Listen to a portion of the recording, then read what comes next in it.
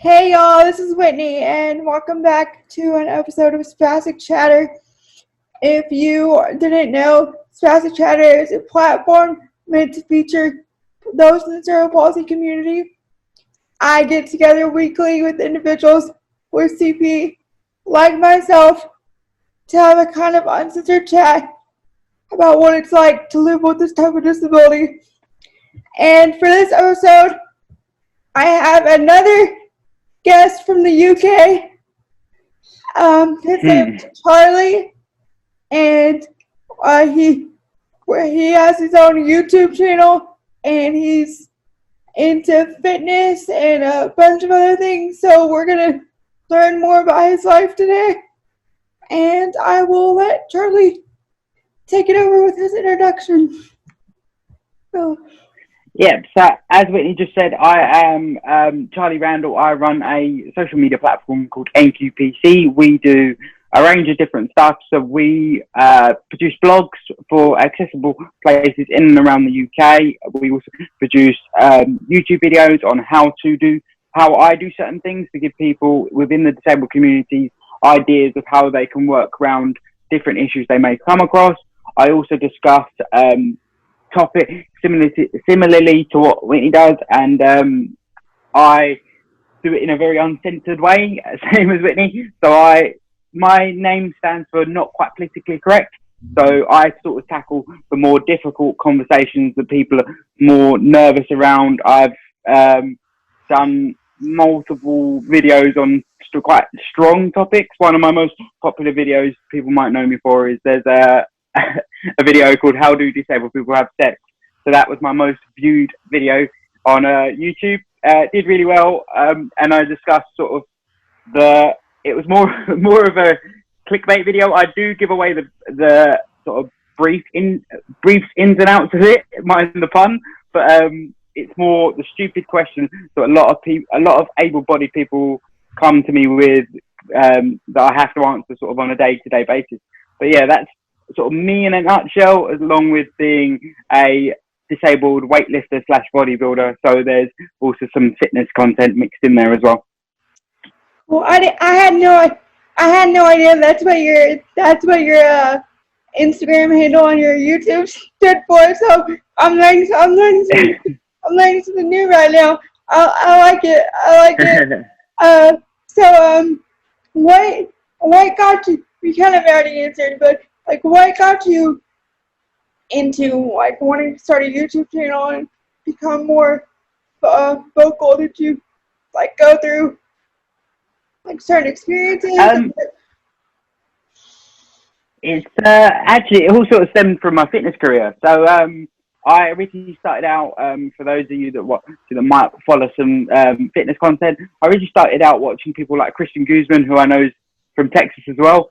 I've also started out watching sort of Rob Lipsett. They're all sort of lifestyle fitness YouTubers, and realised that no one was really doing it from a disabled perspective. And then from there, it sort of spiraled more into the lifestyle stuff and more diving into CP, the problems I face on a daily basis, how to get around them, and the funny topics I approached on a lot of my videos.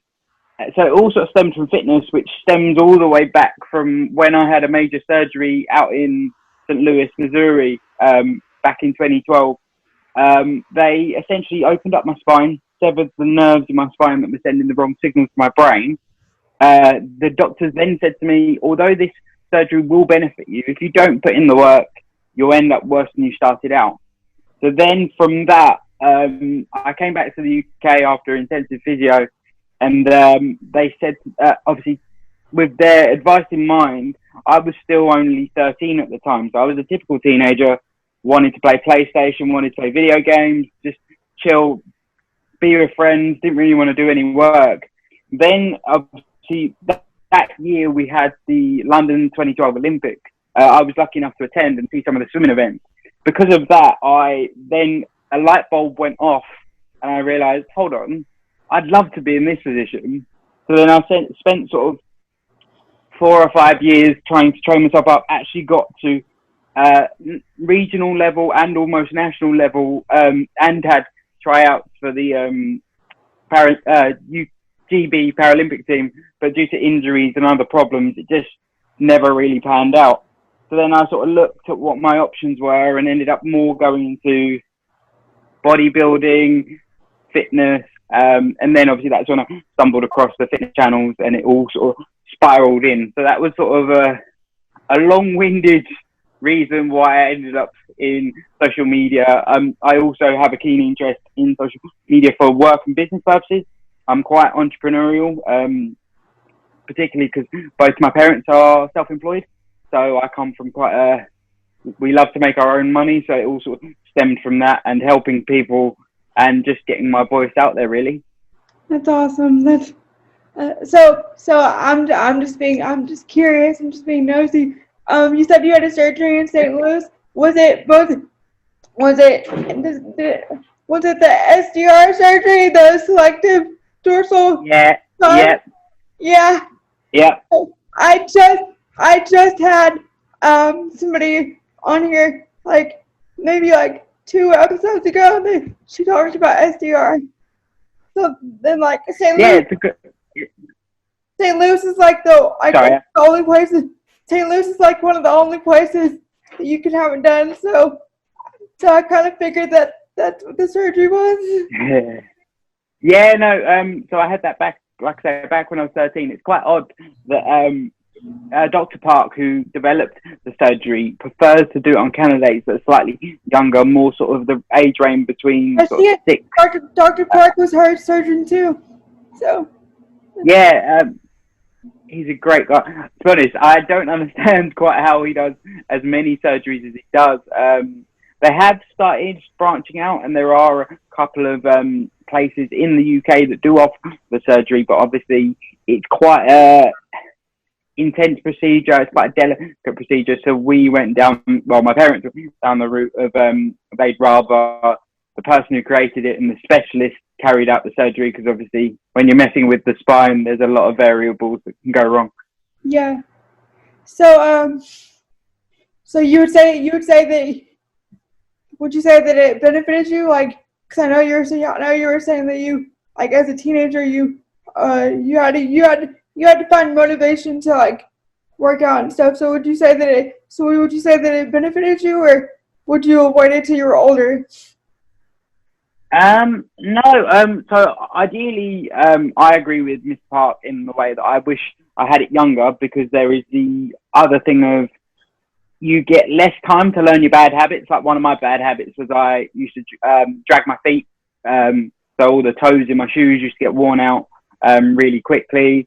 I used to walk on my tippy toes and things like that.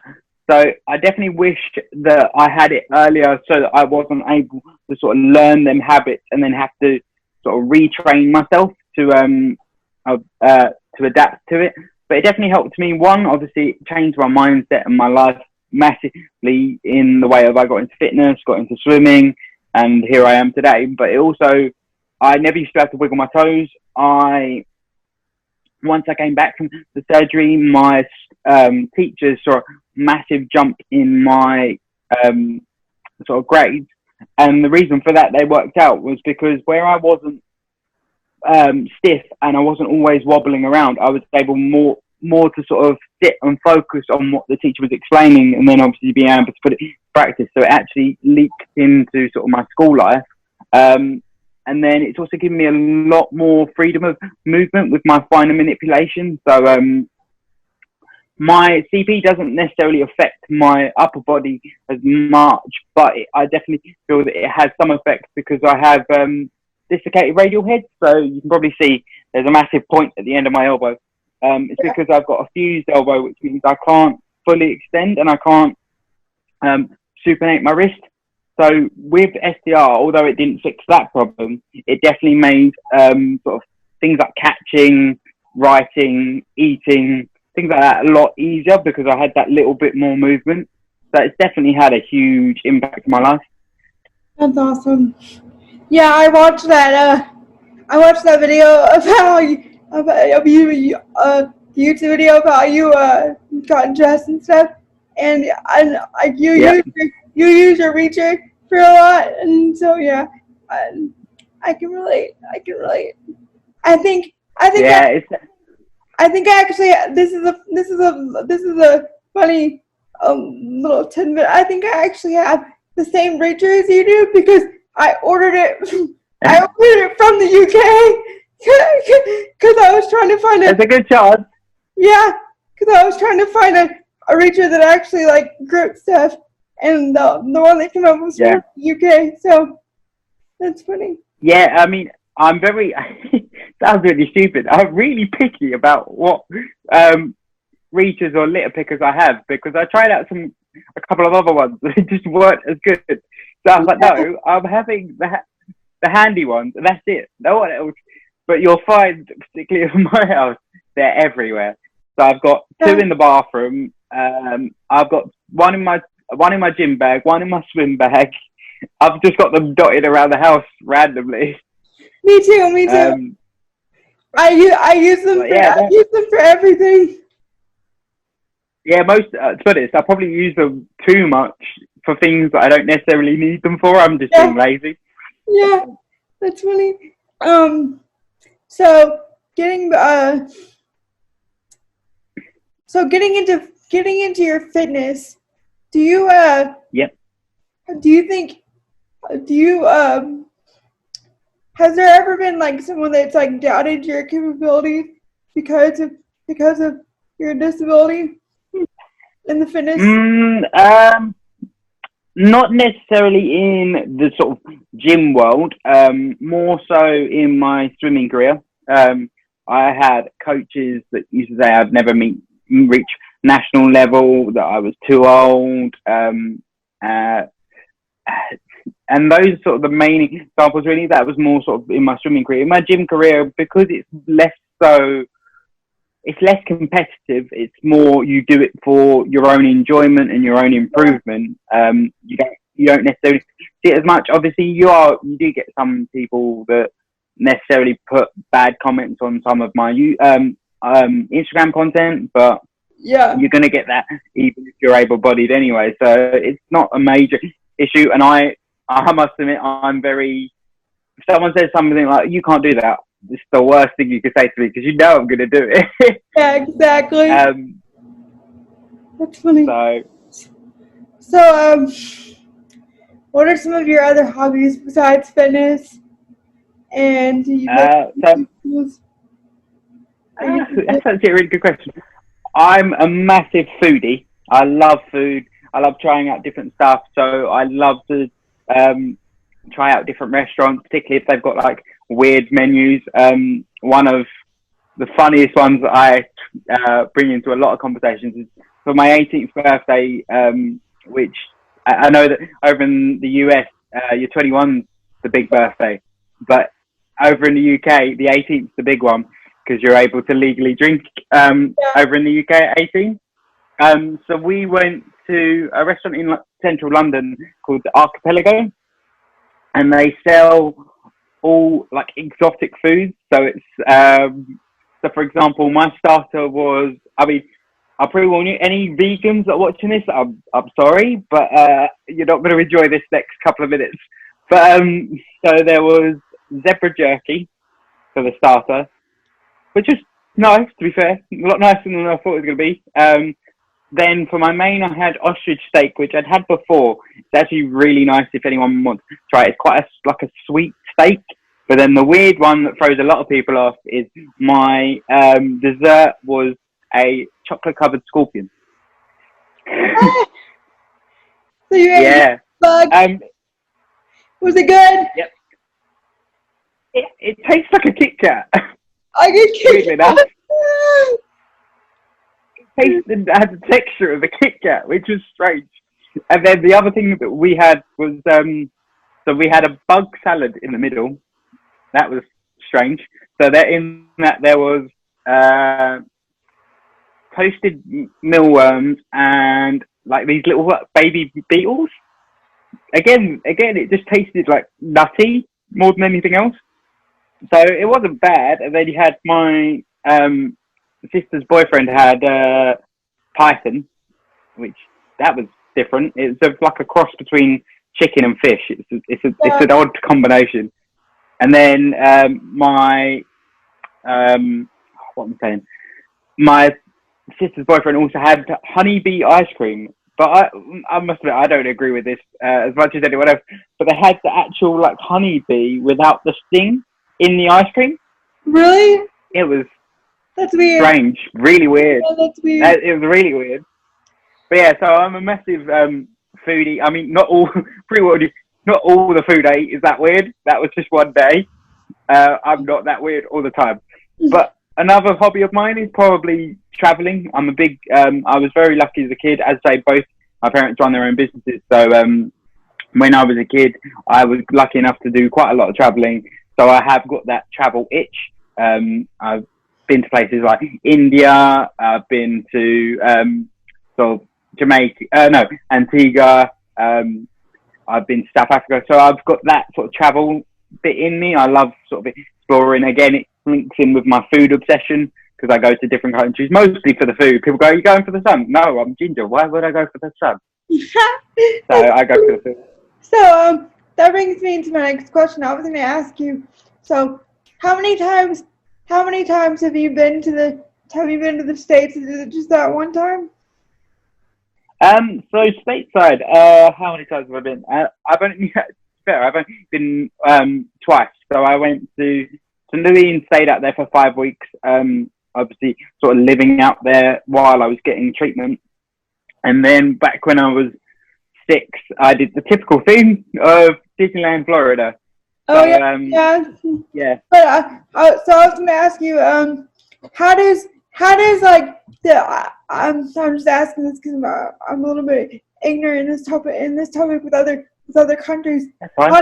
How does the accessibility compare to from like the United States to like the UK and other countries? How does it compare? To be honest, as much as I hate it to admit it, you wipe the floor with us a lot of the time. It's hard because obviously I live about 40 minutes outside of London, so a lot of where I live is a lot more smaller towns, a lot more sort of fields. Whereas central London, where a lot of it's sort of old and that oldie worldy feel and a bit Harry Potter. A lot of the buildings are listed buildings, which means you can't necessarily adapt them or change them. And because of this, a lot of buildings within London you can't access, particularly as a wheelchair user. So it's a bit of a nightmare. And our train rail system is beyond messed up. So I can only go from certain stations to certain other stations. So it's always sort of a bit of a long-winded process. So it's just a bit crazy. For example, my most local station is 3 minutes down the road. And it's a closer stop into London, but I have to go further out to go to a station that I can get on at, to then travel back through, go past my station and carry on to London. But then on the way back, because of the way the platforms are laid out, I can travel back to my most local station, but I can't travel from it. So that's an example of how messed up the sort of. I know the United States has some like issues with transportation, but it doesn't sound like anything like London or anything like that.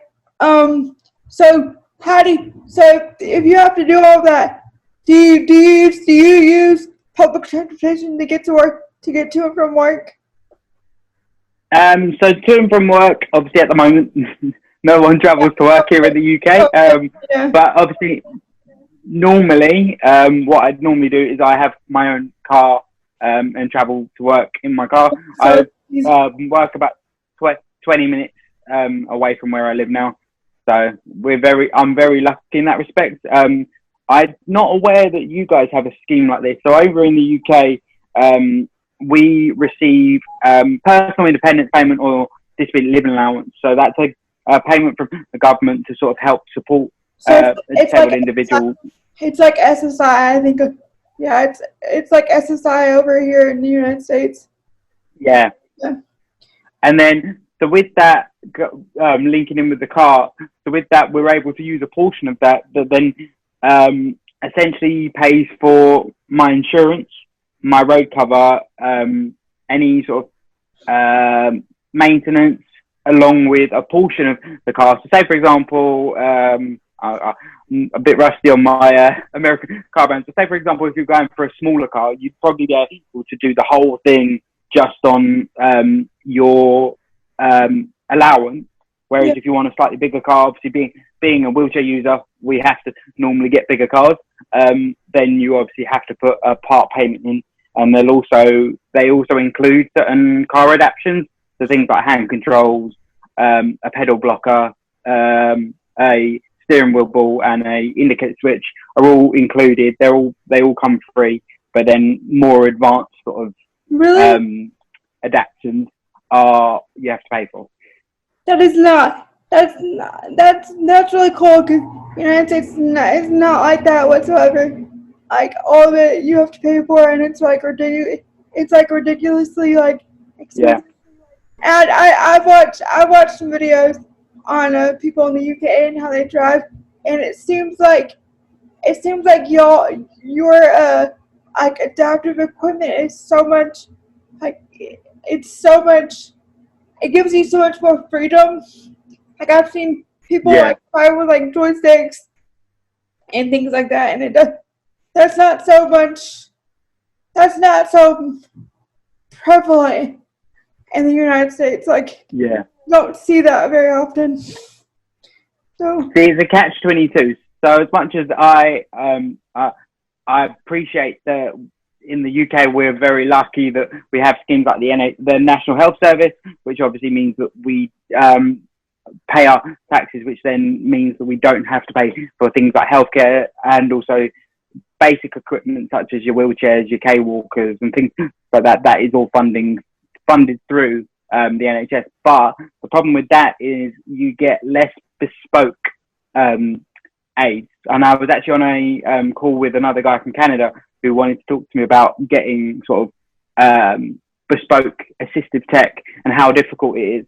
And in the UK, it's very hard to try and find sort of bespoke aids, or I'll use this as an example. So with the NHS, obviously where they're funding to the masses, you sort of get the option of one or two wheelchairs, which won't necessarily be the most suitable for your lifestyle or your abilities. So then it's harder to then try and find one that's sort of the perfect fit for you. I'm still battling to try and find one that's perfect for me. I'd love for my wheelchair to be slightly lighter, but due to the limitations of the options available, you aren't able to.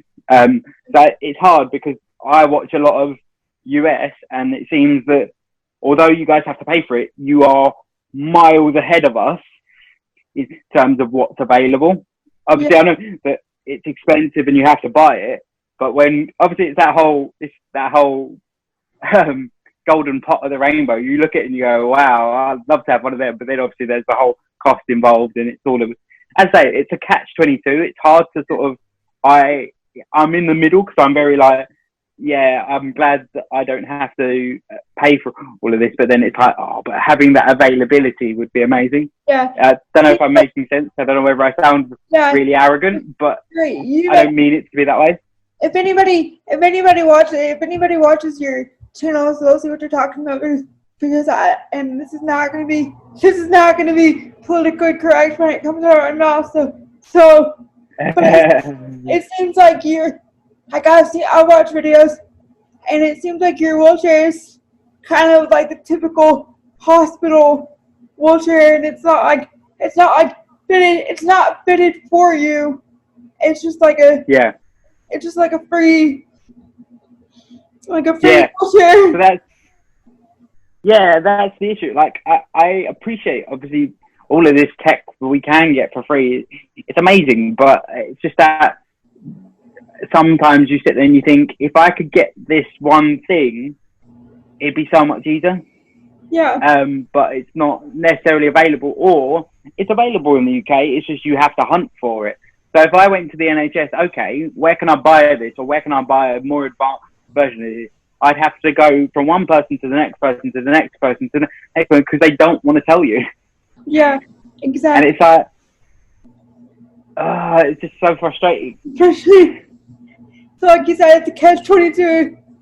Like you're happy you get free medical equipment, but you kind of have to like advocate for the right equipment, or they'll just give you whatever they have. Yeah, Yeah. that's the other thing as well. So I was amazed because I actually got some aids out in the US that they said that I needed after SDR. And okay, so this will put it in perspective. So from my wheelchair that was an off-the-shelf wheelchair that they just give to most people, how long do you reckon I waited for it?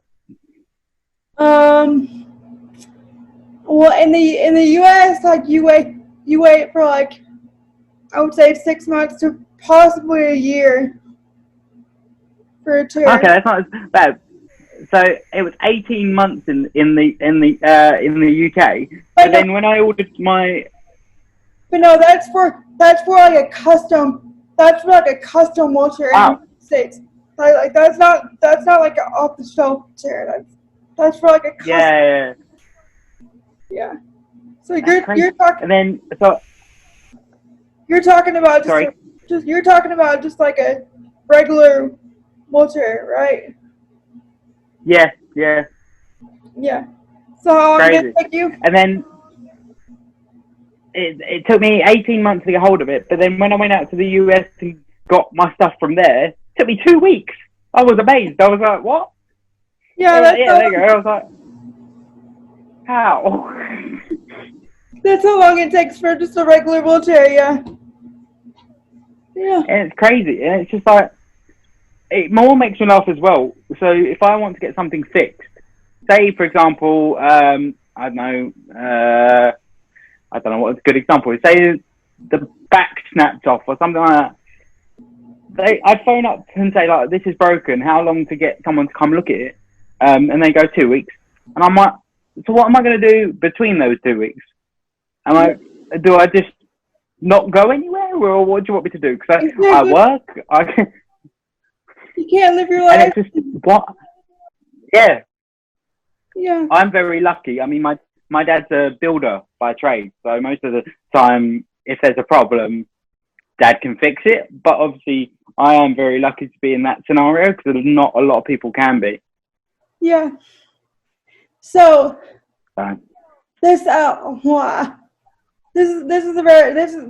more of the informative episode. But we started at your YouTube channel, and we went into like advocacy issues between like the US and the UK.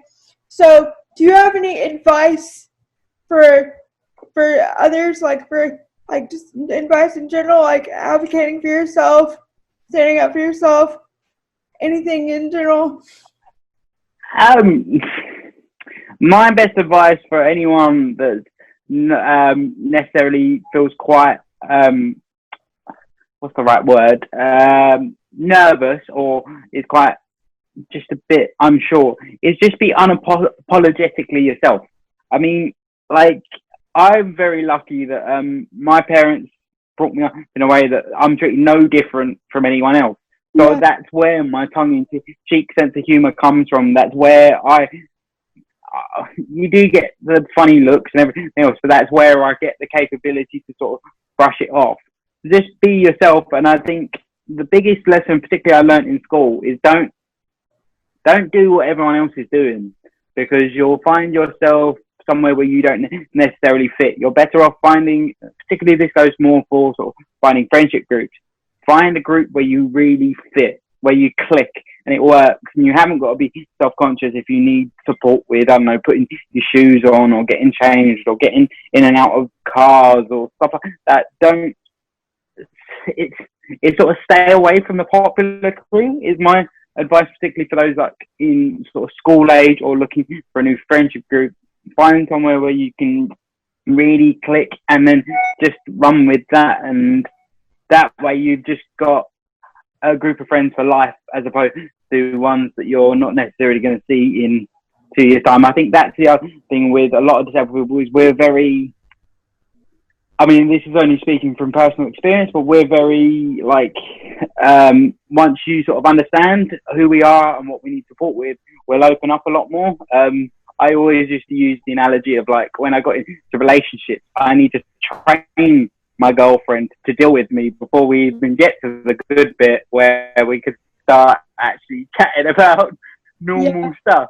But it's all part of the process. So I think just be yourself and find a group or somewhere where you really fit into the community, and that's probably why I love the sort of disabled community, particularly on Instagram and on YouTube, because we're all just bouncing off of each other. So yeah, I think that's a big piece of advice, and then just do what makes you happy. I think that's what my biggest one is: do what really makes you tick, because you're only here once. So do what really makes. If producing songs and stuff is your thing, do that. Just do whatever makes you happy. Don't listen to anyone that's like, you can't do that because you're disabled. Prove them wrong, because you're probably going to be better at it than they're ever going to be. So use that as I think that use that as motivation to prove them wrong. Yeah, exactly. Use that as my mum always says. You always seem to have a bit of a chip on your shoulder. Use that chip on your shoulder to your advantage, and push past people. Exactly. So you mentioned social media and Instagram and things like that. So where can people follow Charlie in the not so politically correct platform? So you can find me pretty much anywhere. I haven't stepped into the realm of sort of podcasting and interviewing, so you picked me to the post there. But you can find me on Instagram at n_p_q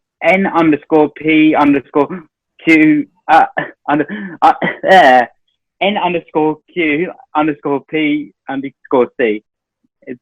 I never realised how difficult that is to say till I've just said it. So bear with me. And then I'm the same handle everywhere you look.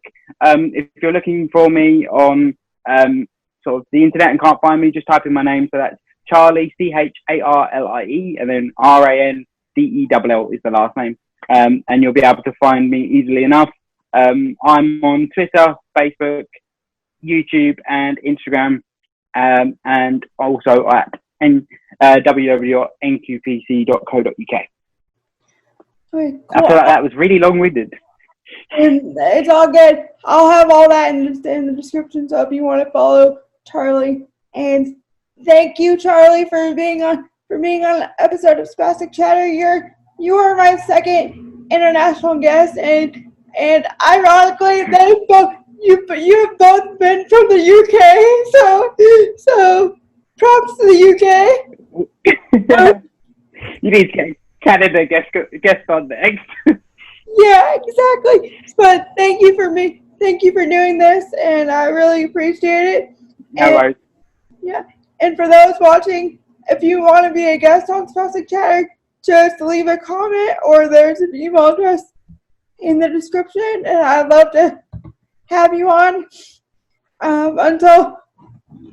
Until then, check back next week for another episode of Spastic Chatter. Thanks. Bye.